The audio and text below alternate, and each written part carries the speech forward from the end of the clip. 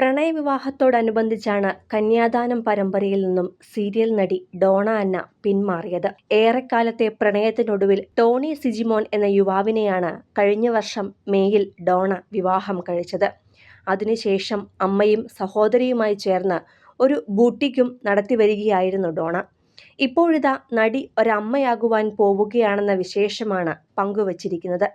ഞങ്ങളുടെ പ്രണയത്തിന് ഇപ്പോഴൊരു ഹൃദയമിടിപ്പുണ്ട് എന്ന ക്യാപ്ഷനോടെയാണ് ഡോണയും ടോണിയും ഈ വിശേഷം അറിയിച്ചതും.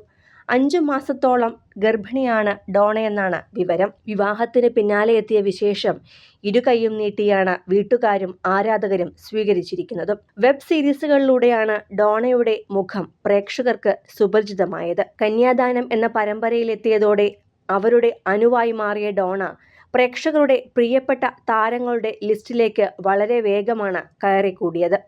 വിവാഹത്തിന് 1.5 മാസം മുമ്പാണ് കന്യാദാനത്തിലെ അനുപമയായി തിളങ്ങിയ നടി ആ കഥാപാത്രം ഉപേക്ഷിച്ച് പരമ്പരയിൽ നിന്നും പടിയിറങ്ങിയത്. ഇക്കാര്യം നടി എവിടെയും പറഞ്ഞില്ലായിരുന്നുവെങ്കിലും പുതിയ നടിയെ പ്രഖ്യാപിച്ചുകൊണ്ടുള്ള പോസ്റ്റുകൾ സോഷ്യൽ മീഡിയയിൽ പ്രത്യക്ഷപ്പെട്ടപ്പോഴാണ് ആരാധകരിൽ ഭൂരിഭാഗവും ഇക്കാര്യം അറിഞ്ഞതും. അന്നയുടെ ഫോട്ടോകൾക്ക് താഴെ നിരവധി പേരാണ് നടിയുടെ പിന്മാറ്റത്തെക്കുറിച്ചും ചോദിച്ചത്.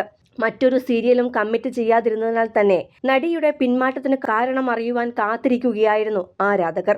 പിന്നാലെയാണ് വിവാഹ വാർത്തയും എത്തിയത്. സാരിയും കുർത്തയും മാത്രം ധരിക്കുവാൻ ഇഷ്ടപ്പെടുന്ന അന്ന ഗ്ലാമറസ് വേഷങ്ങളിലൊന്നും തന്നെ പരമ്പരയിലോ പുറത്തോ ഒന്നും തന്നെ പ്രത്യക്ഷപ്പെട്ടിട്ടില്ല.